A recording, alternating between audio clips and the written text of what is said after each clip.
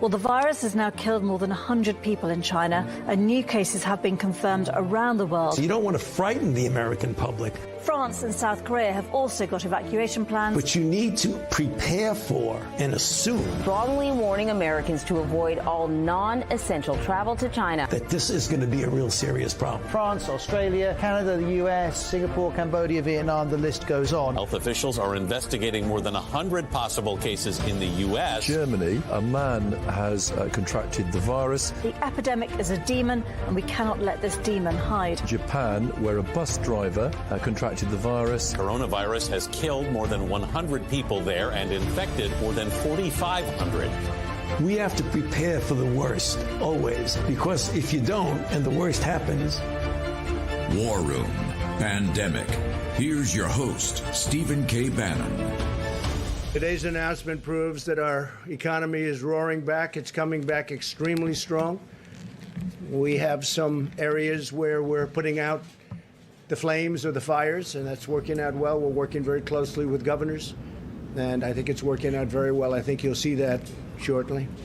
Today's announcement proves that our...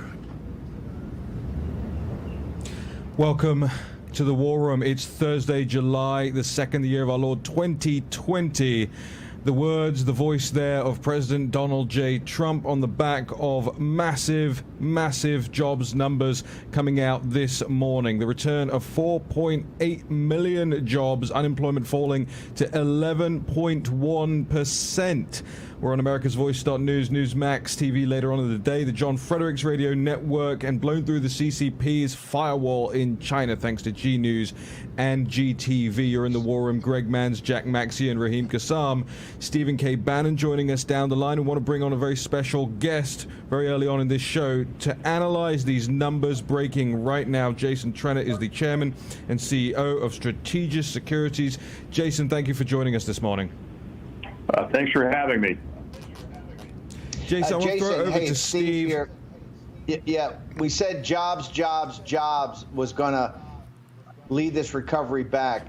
Put in perspective for us, because it looks like a blowout number, but it's hard to calculate, particularly with you've got unemployment claims of 1.4 million last week, 1.5 million this week, but you got this blowout top line number. Can you just take your time and walk us through exactly what you think's going on here? Because the president's jacked up, and Wall Street's jacked up, the markets are jacked up, and it looks like that the president's been dead right on his on getting us through this economic inferno.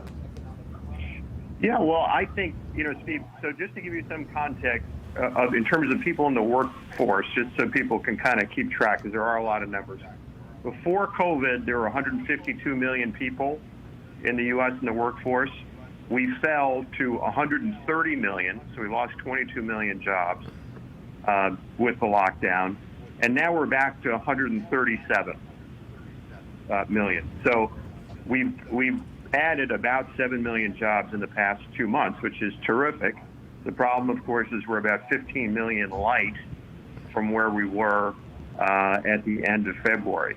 Now, in my opinion, the best stimulus is reopening the economy to the extent to which you can do that. And certainly, I think that the administration's very quick maneuvers in terms of the payroll protection program and other programs, and as well as what the Fed has done a great job of stopping the bleeding in the financial markets, but also providing a basis upon which companies can stay in business and rehire people. It's still going to take a while, though. I would just put it in perspective, because you're digging out of a pretty deep hole that we dug for ourselves with the lockdown. Let me just ask you, a lot of people were concerned about major structural problems. If you're saying we're within, 15 million, I think was the number you said, 15 million unemployed, 11% of the total, or 17 million, is there a big structural problem here? Or do you think as we do these reopenings, and I know there's a lot of controversy now in some of these states, but the point that we would maybe you do it rapidly, smartly, and safely, as these start to reopen, that those numbers will drop, or do you see right now any type of structural problems? The only structural problem I would see is that for small businesses in particular, and this is where the payroll protection program was very important, for small businesses that don't have permanent capital or don't have access to the capital markets, it's harder to stay in business if you're sitting on the sidelines for 3 months. It's just there are a lot of businesses that don't have, again, the kind of cash flow, or they don't have the types of permanent capital that allow them to do that. That's the only real structural problem. It's not an insignificant one, but it would be solved by time and wouldn't necessarily require a lot of government action. Aside from that, I don't think there are any big structural issues unless we decide, and I would get overly political here, but unless we decide to make things worse, and I would, particularly some of what the Vice President Biden, what he's talking about in terms of raising the corporate income tax and so on, that would be a structural problem that would make it hard to get back to where we were. Let's go to President Trump's policies, because, quite frankly, this sounds like almost a miracle, or at least a mini miracle. So they're talking about this phase, I don't know if we call it 4 or 5 on the stimulus, the kind of bridge to get us through the inferno, not the capital market solutions. In the bid and the ask, looks like $1 trillion to $3 trillion, and some discussion that maybe some infrastructure program. What policies and programs do you think the president has advocated and put forward that have worked, and what do you recommend for the president going forward? Yeah, the things I would say, so what's worked, I think the payroll protection program has worked very well, and it largely because it helped to stem the bleeding in terms of unemployment, because at a certain point, if you were keeping a rolling tally, there were 40 million people that have applied for unemployment claims over the past several months. We've gotten that number down to 20 that are currently on the roll. So that's worked. I think also the checks largely worked, and the expansion of unemployment insurance. What isn't working now, in my view, is the additional unemployment insurance, the bonus checks, if you will, because I think that's getting in the way of allowing small businesses in particular to hire people back. So I'd like to see that phased out, and I'd like to see that replaced, which I know is being talked about, with a payroll tax holiday on both the employer and the employee side to give people an incentive to go back to work, and also give companies an incentive to hire people back. That would, in my opinion, if that were to replace the bonus unemployment insurance, that would do a very good job of getting people back to work. So in this, this discussion they're having on Capitol Hill right now, and they say they're going to really get down to it in July. From your perspective, these numbers and the policies that drove us to this kind of miracle turnaround, where do you think, what policies specifically in this negotiation that will take place in July? I mean, are you closer to it's got to be a $1 trillion package or a $3 trillion package? Because people realize this is going to add up to the deficit. We're going to have to finance all this. Where do you come down on this, Jason? Yeah, the way we're looking at it more in the a little more than $1 trillion, maybe somewhere between $1 trillion and $1.5 trillion would probably be enough to tide us over. You've also seen a big increase in the savings rate, which should, as people feel more confident, start to come down, and that will support GDP and will support spending. So I don't think it has to be $3 trillion, but I think I believe in incentives. I think getting the incentives right to get people to want to go back to work is the most important element of this, and in my view. So I don't think $3 trillion is necessary, but I do think you need something. Certainly because you still have some attendant issues with the virus and opening the economy back up. But opening the economy back up would of course be the best stimulus you could get, and then you let individual free people make up their own minds, and in my opinion, that's better than having groups of people in Washington make those decisions. Before we get to Joe Biden's policies, we've got about 5 minutes left here. I want to go to this kind of rolling. Looks like we're in some sort of surge, or at least you look at the math, and maybe the virus is becoming less lethal and less deadly. But it's certainly, it may be tied to increased testing, but you definitely have an uptick in this. You're doing some soft shutdowns over the weekend. We're not going to have beaches open in California and in Florida. Texas is starting to rethink this. How do you think where we stand with the pandemic, and do you believe this is still inextricably linked with getting the economy back open, or some people maybe in the White House are saying, hey, don't worry about that, let's just focus on jobs? Jason, where do you come down on this? Listen, I think I think it's inextricably linked, certainly with the amount of layoffs that you've had. And I think the administration is right, though, to focus on jobs because it doesn't have any control, obviously, over the virus. And I think any reasonable person would have suspected that this would be a very jagged or very uneven reopening, right, that there would be fits and starts to it. The lethality or the mortality of the virus seems to be going down pretty dramatically, which is great. And I think it's we're on the right track. That is going to get that's going to get better. And we know that it'll get better over time, and people develop some sort of herd immunity. But it's also not going to be a straight line. I do think getting schools back open again is absolutely critical to a continued recovery in the fall, because about 40% of households have minor children at home. It's just very hard to get people back to work if they have to take care of kids at home. So, getting the schools back open, especially it appears as if this virus, thankfully, it does not affect young kids as severely as it does older people. I think it would do a world of good of getting the economy back, back to where it was.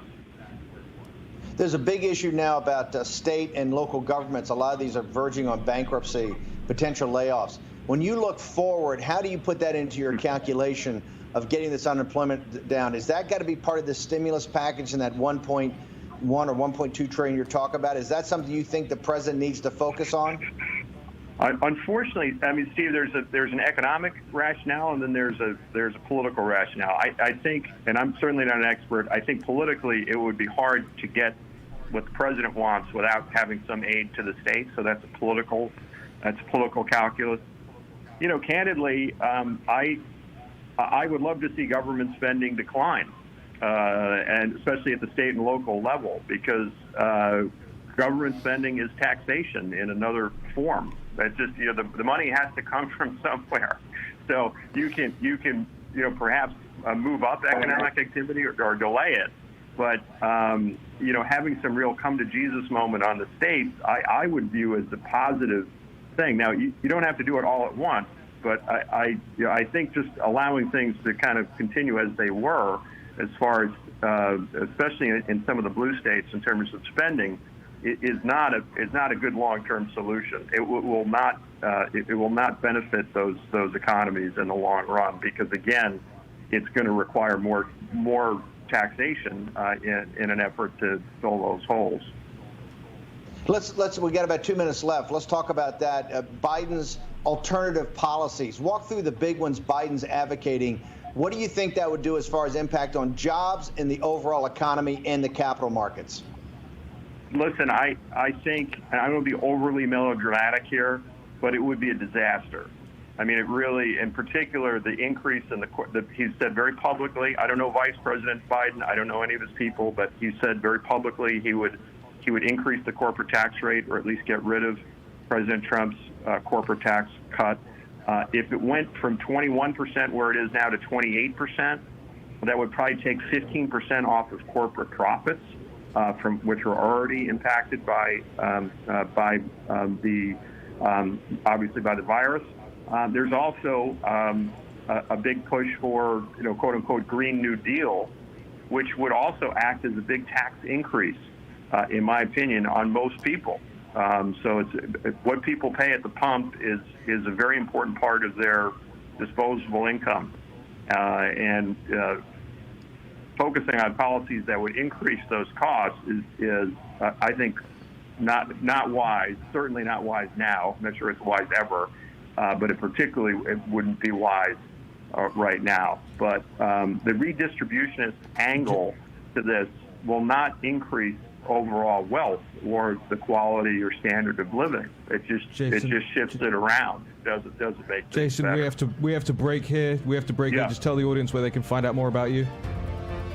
Yes, www.strategicrp.com.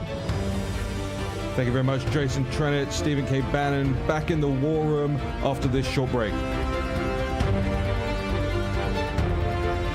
Hello, I'm Mike Lindell, inventor of MyPillow. Just like you, I had problems sleeping. I tried every pillow out there and nothing worked. 15 years ago, I invented MyPillow. It took me 2 years to develop because I wanted to have everything you would ever want in a pillow. I made sure that you could adjust my patented fill so you could have the exact support you need as an individual, regardless of your sleep position. I also wanted a pillow that would last, so I made MyPillow machine washable and dryable. I back MyPillow with a 10-year warranty and a 60-day money-back guarantee. Not only that, I do all my own manufacturing in my home state of Minnesota. I really like the fact that it was made in the USA. I think that USA products are a better quality product. I've tried a lot of other pillows, and nothing's worked like MyPillow. I'm interrupting this commercial right now to give you deep discounts, not just on my pillows, but also my mattress toppers, sheets, and so much more. For example, you can get body pillows regularly $89.99, now only $29.99, or MyPillow dog beds for as low as $19.99 with your promo code. I used to think that sheets were just sheets. I got the Giza Dream sheets. They are the most comfortable sheets I've ever had. The Go Anywhere pillow is so easy to just roll up and take anywhere I want to go. Go Anywhere pillow is really comfortable, so that's what I really like. It's nice and supportive, and it's nice and small. The MyPillow topper, for the first time, has enabled me to have a cool night's sleep. I'm able to go to bed and just get rest. That's 3 inches of wonderful that's in the MyPillow mattress topper. It's just like a firm cloud. MyPillow helps me get a good night's sleep so I can do my job in the morning. Go to MyPillow.com to get deep discounts, not just on my pillows, but so much more. For example, you get body pillows regularly $89.99, now only $29.99, or MyPillow dog beds for as low as $19.99 with your promo code. For the best night's sleep in the whole wide world, visit MyPillow.com. This is Kate. Hey. She takes 2 prescriptions. Kate's son Jack takes 1 too. Kate works hard and thought she had good insurance. But she still pays too much. That's no good. So Kate downloaded the GoodRx app. Now she can compare prescription prices to find the best discounts. She even beats her insurance price. Good for you, Kate. Good for you. GoodRx. Stop paying too much for your prescriptions. Download the free app today. I see what's possible instead of what's here. Others see cracked concrete, broken backboards, run-down courts. I see a way to bring pride back to communities. Art can change it all. Bright colors, a bold vision, and it can be somewhere that brings people together for games or hangouts or whatever. A place that makes people proud, like this is my neighborhood. That's why I made Project Backboard and a site with GoDaddy. How will you make your mark? Make the world you want. War Room Pandemic with Stephen K. Bannon. The epidemic is a demon.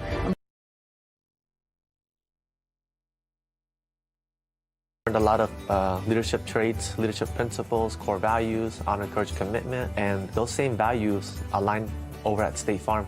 Number one, you get the dependability. You get that go-getter spirit. It's just a genius move for State Farm to hire veterans. It's just part of our mission, help people recover from the unexpected, and we get a chance to really do that, like face to face with the customer, and it's very rewarding.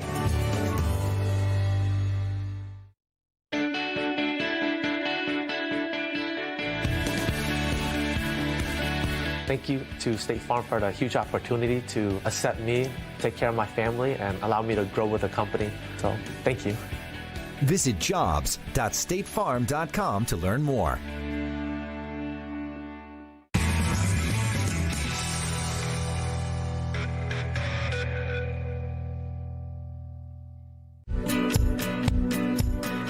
To be able to participate in this military makeover show gives me an opportunity to not just talk about doing things, but to actually do things and give something back. I want to be able to maybe draw that connection so that, we don't say, I support the troops as a saying. We say it because we understand that we really should be supporting our troops.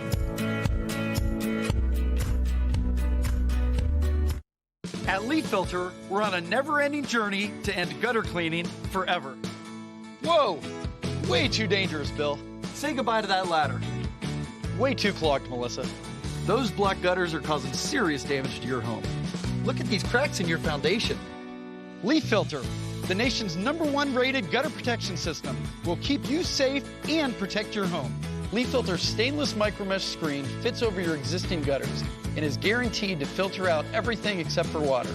No more leaves or debris in your gutters for the life of your home. Schedule your free gutter inspection and estimate, just like Paul. Demand is so high, people are going places again, and people are spending money again. Yeah, people have been cooped up for so long and have that desire to get out there and be social. What I say, guys, when the spending starts, the mending starts. Well, one thing do you want me to read off the list of the people who we consider to be the Alliance of Liberty who voted yesterday to condemn the Chinese Communist Party in the United Nations Human Rights Council? Because I think it's an important number. Well, I think, let's get to that in just a moment, Jack. I think because there's a build-up to this that has to take place. People need to understand what exactly is going on here. So we'll do a little bit of the background as we try to connect back with Stephen K. Bannon and back with Larry Lindsay as well, because we've got to get more information out on what's going on with these numbers this morning. It's very clear. Let's do a little bit of analysis here, guys, while we wait. It's very clear when the president goes in and gets up, early in the morning, marches straight into the Brady briefing room and addresses the press corps and delivers a speech to that means that, hey, not only is this good news, but maybe even that there was some surprise faces in the White House this morning at the sheer positivity of all of this. I think we have back on the line now Stephen K. Bannon, and do we have Larry Lindsay as well? We have Larry Lindsay. Okay, Larry Lindsay, the former head of the director of the National Economic Council, CEO of the Lindsay Group, and Stephen K. Bannon. Over to Steve. Yeah, Larry, tell us, what are your thoughts? You're one of the most prominent Republican economic thinkers and strategists. Tell us what you think when you saw these numbers today, and where is this going to take us? Hello.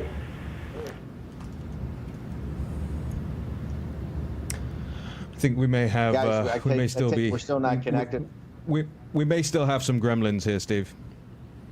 That's okay. So let's go through some analysis. I think you're right. I think there were some people surprised in the White House today, although there are other people who are not. This recovery, Raheem and guys, are going to be driven jobs, action.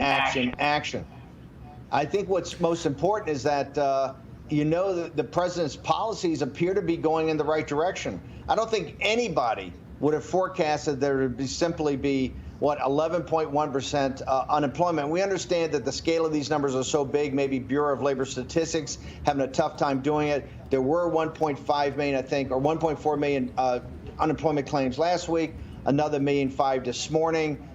These rolling kind of shutdowns, we don't know how this is going to play, but generally, directionally, this shows you, I think, and reinforces the fact that President Trump has been a jobs president. He understands how to create jobs. And it looks like, as we talk about, that bridging function that he did to get us over this kind of gulf of this tremendous drop in aggregate demand. And also remember the shutdown of the supply chains early on from China.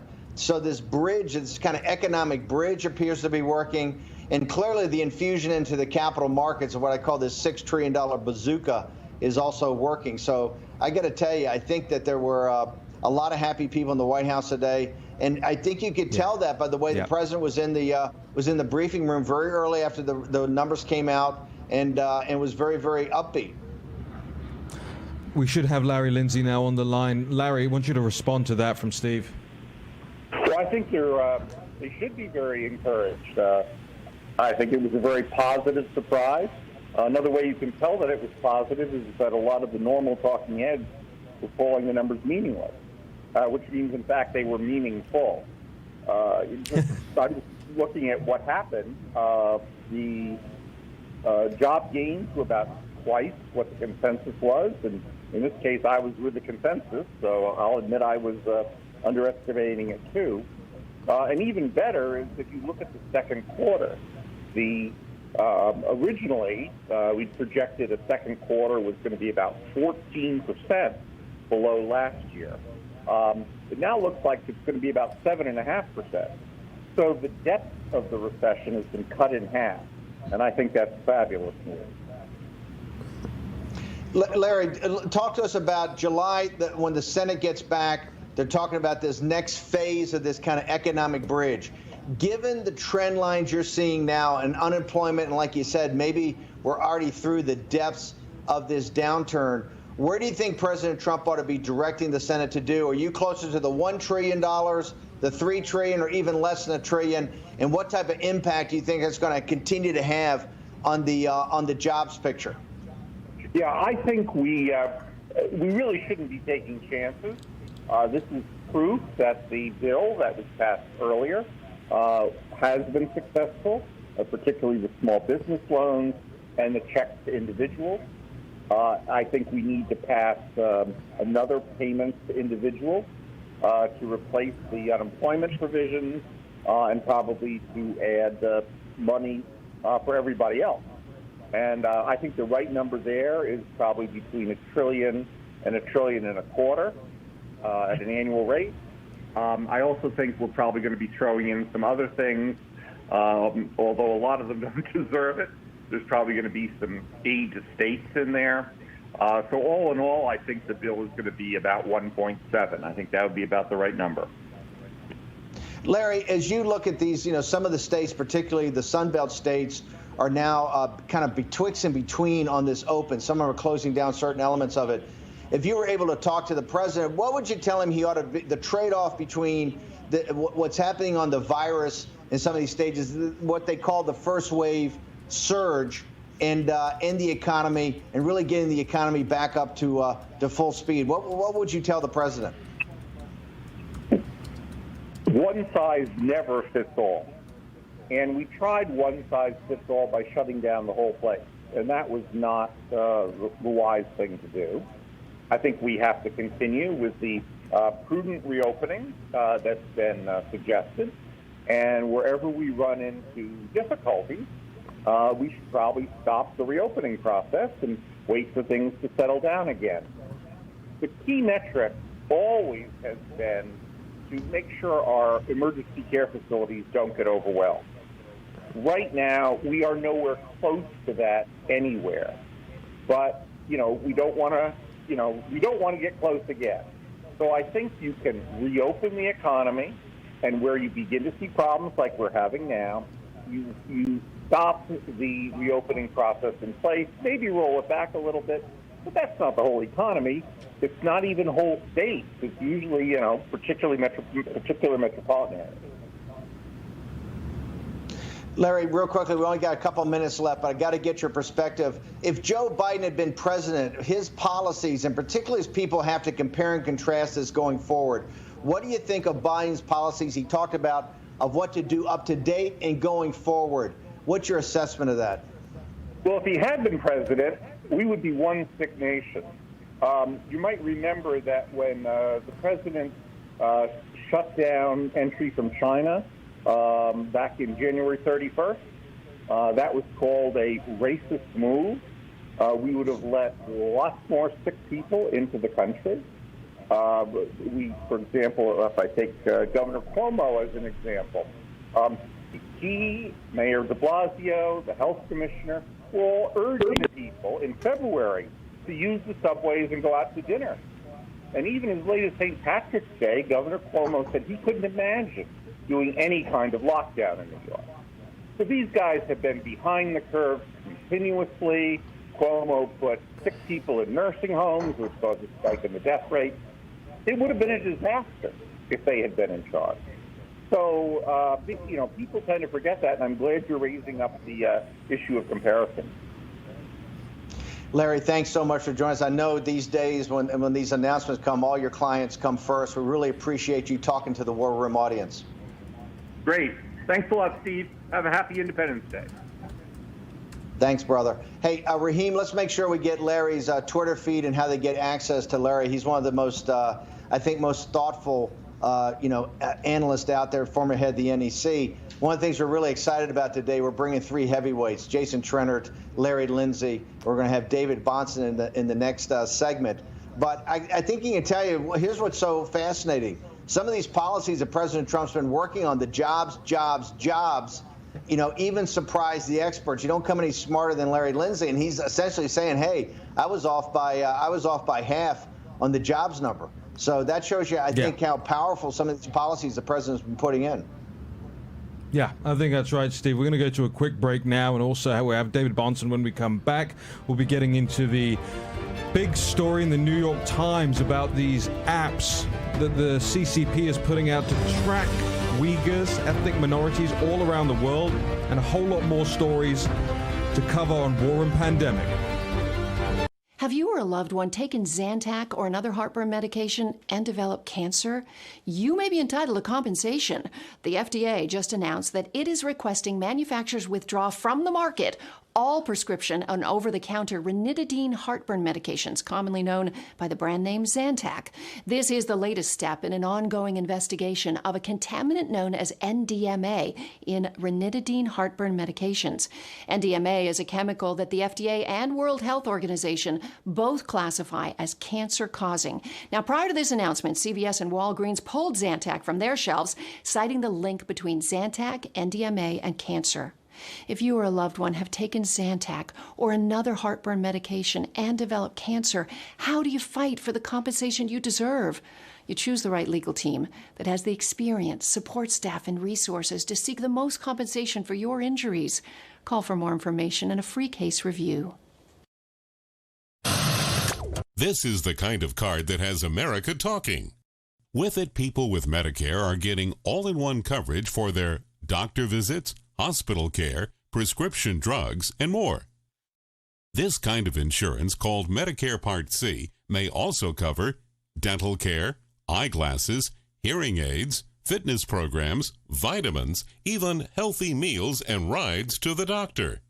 With this kind of coverage, you do not need a Medicare supplement insurance plan. You will access your benefits through your Medicare Part C plan for one low and oftentimes $0 monthly plan premium. You deserve to get the most from your Medicare benefits. Call now for free information that may help you get more coverage for less money. There is no obligation to enroll. Whether for yourself or someone you love, call the number on the screen now. Call now. From roof to foundation, the damage to your home can be devastating, from clogged gutters, leaking roofs, rotting wood and fascia, and flooded basements. Protect your entire home with Leaf Filter, the nation's #1 rated gutter protection system. Once our ladders go up, you can put yours down forever. One of the things that I like the most is that I don't have to get back on the ladder anymore. Leaf Filter starts by cleaning, sealing, and realigning your gutters. We then install our micro-mesh screen over your existing gutters, which is guaranteed to filter out everything except for water. Trying other products is what made us finally go to Leaf Filter. And Leaf Filter's lifetime transferable warranty makes it an extraordinary value. Leaf Filter is going to make my home more valuable, especially when I go to sell it. Call 833-LEAF-FILTER or go to getleaffilter.com for your free gutter inspection and estimate. Call or log on today and save 15%. War Room Pandemic with Stephen K. Bannon. The epidemic is a demon, and we cannot let this demon hide. War Room Pandemic. Here's your host, Stephen K. Bannon. The CCP gremlins are in the system here in the War Room today, Thursday, July 2nd, the year of our Lord 2020. Big economic news that we're focusing on in this hour. We'll get to a whole lot more in the next as well. Stay tuned. I want to throw it to Stephen K. Bannon. Look, we've had two of the smartest economic minds in the nation on here talking about these blowout numbers. What this means is that we are living in turbulent times, and it can surprise the numbers, and the economy can surprise the smartest people around there. If you're an entrepreneur, you need tools that can help you get through this, and not just that, to expand your business and maximize your value, maximize your wealth.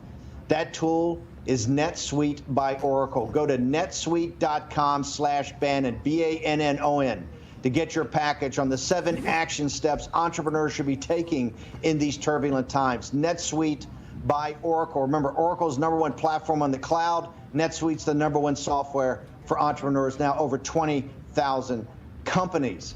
Guys, with those gremlins out of the system, do we have David Bahnsen of the Bahnsen Group from Newport Beach, California? We have him on? We do. David? Good to be with you guys. Dave? Hey, David, Great. You've been on here to talk about the Japanification of the economy, the $6 trillion bazooka.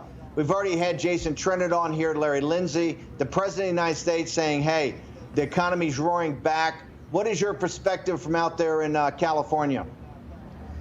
Yes, well, you know, I've been in California ever since quarantine started, and now I'm back here in New York, and I'll tell you, it is just fascinating to see the difference in kind of behavior and trends and things like that. But the reality on this jobs number this morning is that the expected temporary losses in jobs are proving to be temporary. And that's the data point that the economists have gotten most wrong the last couple months, is I believe it was originally 78% that were classified as temporary. That was out of about 20 million. And nobody believed that they were going to prove to be temporary. I think it's going to end up being more than 78%. This is a rather sizable change in expectation. So this is the key question we asked the other guys. At the beginning of this, we were talking about there might be massive structural changes to the economy. Now, we understand you've got to get supply chains back here, and that's all to come. But is that what you're focused on now? You don't believe there's going to be big structural changes as far as jobs go, at least in the short term? So we're not going to have, 15 or 20 million people permanently out of work? There's no way we're going to have 15 to 20 million permanently out of work. We are going to have a certain increase in structural unemployment. And the key to avoiding that, or minimizing that, I should say, Steve, is going to be on the manufacturing side, as you well know. The capital spending, the investment in infrastructure, those things over the next 6, 9, 12 months are going to make all of the difference. David, one last thing. You've been one of the first to say, hey, look, some of the remedies here may be worse than the disease. Some of the things we're doing, particularly on the balance sheet of the Federal Reserve, which is really the balance sheet of the American people, that we may be doing to prop this up, may have long-term implications. You've warned about the Japanification of this economy, which is really kind of a lost decade of no growth. Now, you have a growth president in there, and you got Larry Kudlow and Peter Navarro and other people around him that are pro-growth. Where do you come down now, at least seeing the data as you see it? Are you still as concerned with the Japanification, or do you see the green sprouts and maybe some real growth coming back here? Well, Japanification has always been a decision that we're making. It is not something that is fatal or inevitable. It's just that the excessive government indebtedness, this is something Trenner was talking about a couple segments ago, at that level of spending, you have a central bank that ends up having to quasi-monetize that debt.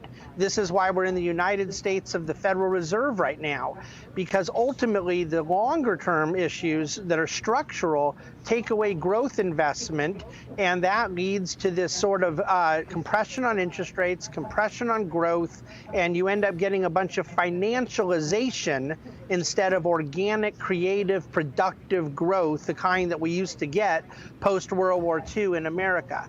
And so I still am very much concerned about that, but I have always believed we have solutions to avoid it. We just need the political will and the economic will to do so. Let me ask you, and we try to, look, we're all partisans, but we try to be as nonpartisan as possible because we've got quite a segment of particularly Bernie Sanders, economic nationalist Democrats that listen to the show, and obviously a lot of guys on Wall Street. I want to ask you about Biden's policies. Particularly, he hasn't been too specific, but what he would have argued up until now, how do you think that would have impacted versus what President Trump did? And going forward, how do you assess where he wants to take us? Yeah, it's so difficult to answer because I'm not sure which Biden we would have gotten. The one running right now wants to sound like AOC's running mate. The one that has been in office for 50 years was more of a Bill Clinton, Bob Rubin, Larry Summers, and frankly, Barack Obama kind of guy. It was far more corporatist and certainly traditional Democrat approach to these things, Keynesian and so forth. I don't believe that the one running right now is the one we've seen 50 years, but I think both of them are terrible for the economy. And so it doesn't really matter which one we end up getting. They're both bad. But the main thing that Biden's saying right now that he wants to do that is devastating is come back and tax and penalize investment. And even Barack Obama knew that was a terrible idea. He ran away from it after getting reelected, Steve. He had already beaten Romney and had a freebie at capital gain taxes, at taxing investment, at penalizing productivity, and he didn't do it. And so to me, I just think that we have have to be able to separate where this is Biden rhetoric and where this is real policy. But we cannot afford, for the sake of manufacturers and for the sake of capital spending, we cannot afford to be taxing investment and productivity in our country at a higher rate. David, how do people get access to more of your thinking? You got a Twitter handle, webpage, what do you got? Yeah, so David Bahnsen is the Twitter handle, just my name, and then dividendcafe.com is where I do all my investment and economic writing, dividendcafe.com. David, glad to see you back on the East Coast, coming back to join us from that vacation you were taking at Newport Beach. So thanks for coming back. Yeah, from one socialist governor to another. Okay, guys. Here's the pivot I want to do. We've heard, really smart economic analysis today. The president's clearly pumped up on this great report that he's had. But here's the thing. How is this caused? How do we have to kind of blow up the balance sheet of the Federal Reserve? Why we've had to have these consistent $1 trillion, bridges through this economic inferno Steve Cortez talks us about. President Trump has really put his shoulder to the wheel to return the economy to the strivers and jobs-oriented economy that he had. And really, remember, it was really working for African Americans, for Hispanics, historic all-time lows in unemployment. More importantly, wages starting to rise, particularly for blue-collar folks, for folks without college degrees. I mean, this was truly a striver's economy. But what happened was a virus that came out of Wuhan. And finally, yesterday, I'm so proud of you guys back there that got on top of this. And I'm very proud of the new federal state of China and other Chinese Americans and Chinese nationals that are over here temporarily to really, for the first time, go to the Chinese embassy and try to hold the Chinese government accountable, the Chinese Communist Party.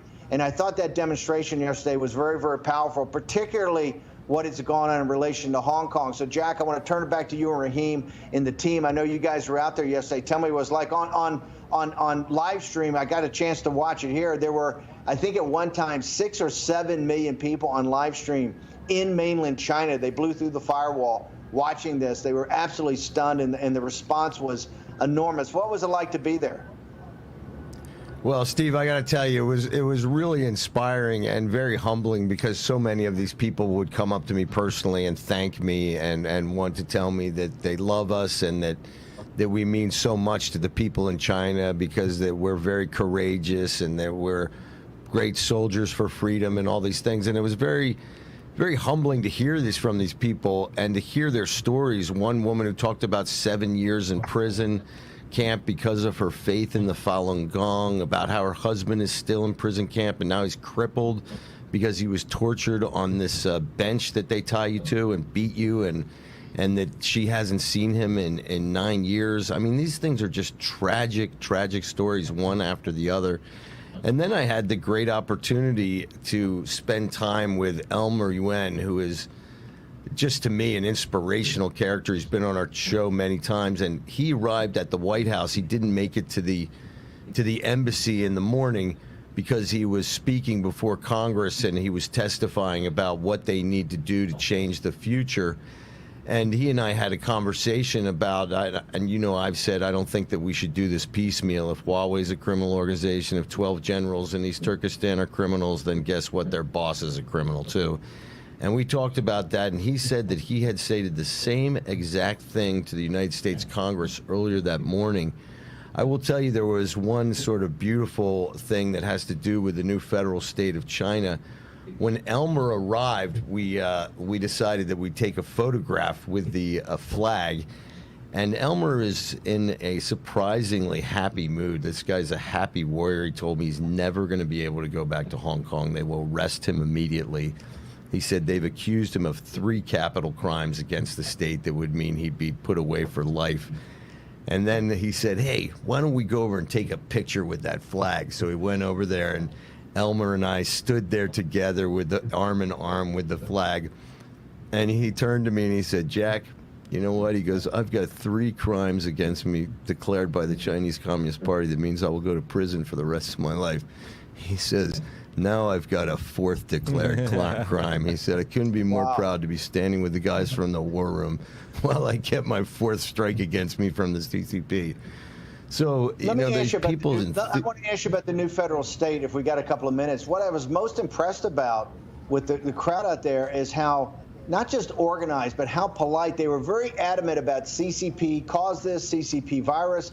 But boy, they cleaned up the area afterwards. They had American flags. They had new federal state flags. They had a positive attitude. I mean, if you've seen some of the other protests that are going on in this country, and particularly Antifa and some of the anarchists, it really reinforces you what rule of law and a democracy can do, and how the people of China, if people, you know, the Chinese Communist Party don't think the Chinese people can take control of their own lives and rule themselves.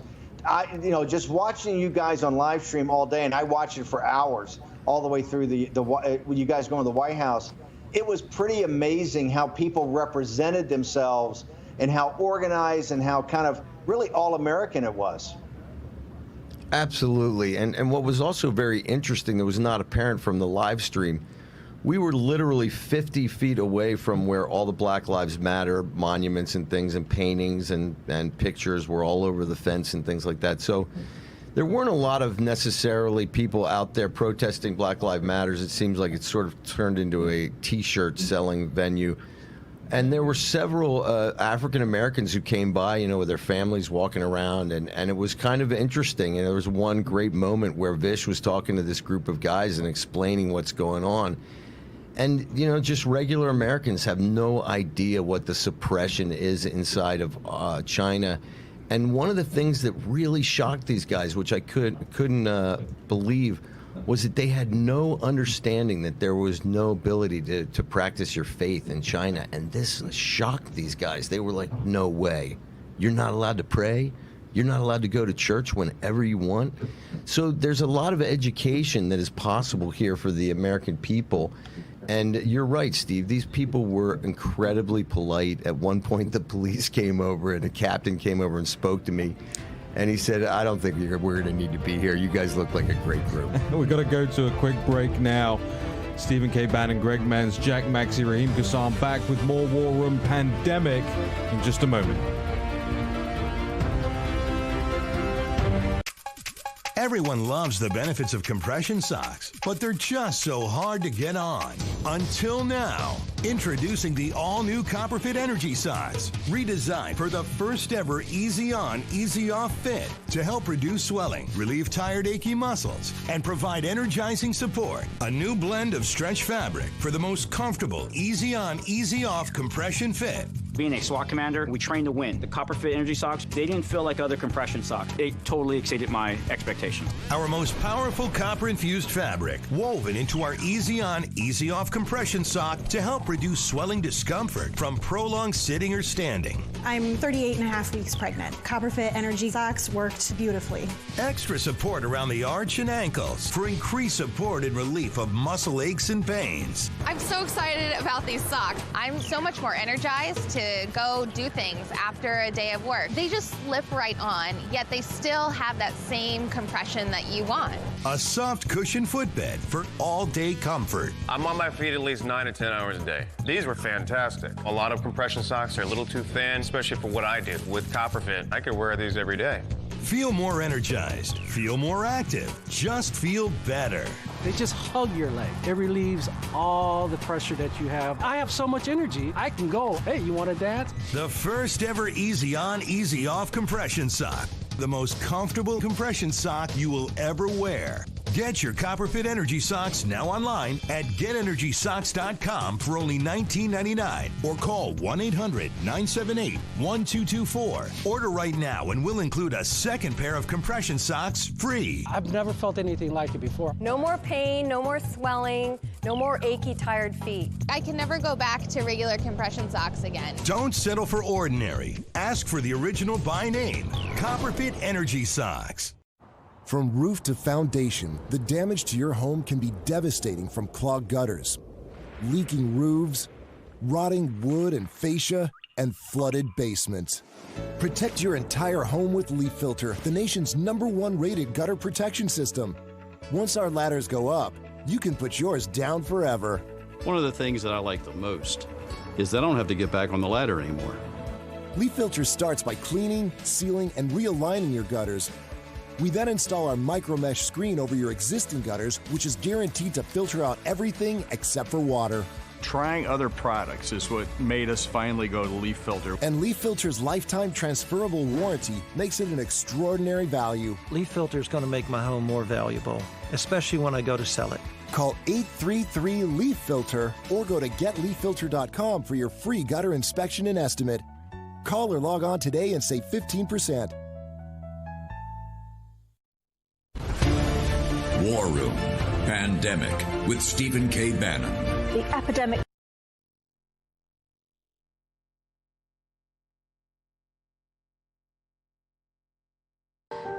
To be honest, as soon as I saw that shooting, I know Chris, and I knew where he was, and I just had a gut feeling. I just knew. But I wanted to be hopeful. Line.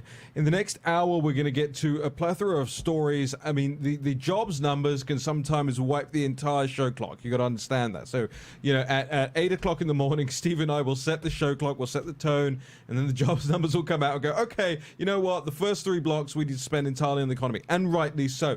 America needs good news. This is good news. You heard what the President of the United States had to say. The economy is coming roaring back.